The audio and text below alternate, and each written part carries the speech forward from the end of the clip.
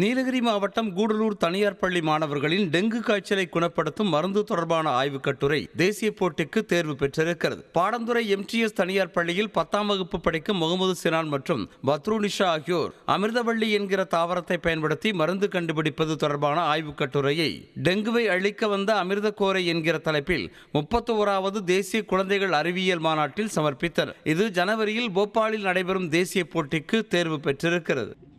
எங்களோட இந்த ப்ராஜெக்டோட பேர் டெங்கு நோயை ஒழிக்க வரும் அமிர்தக்கோரை.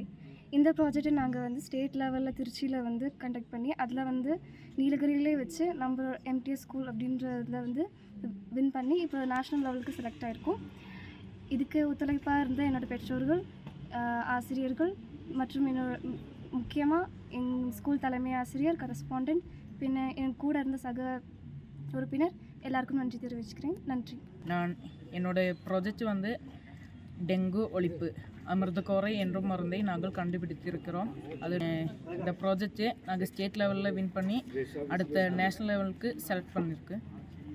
அதனால் எனக்கு மிகுந்த மகிழ்ச்சி அடைந்துள்ளது. செய்திகளை உடனுக்குடனும் துல்லியமாகவும் தெரிந்து கொள்ள சப்ஸ்கிரைப் பண்ணுங்க.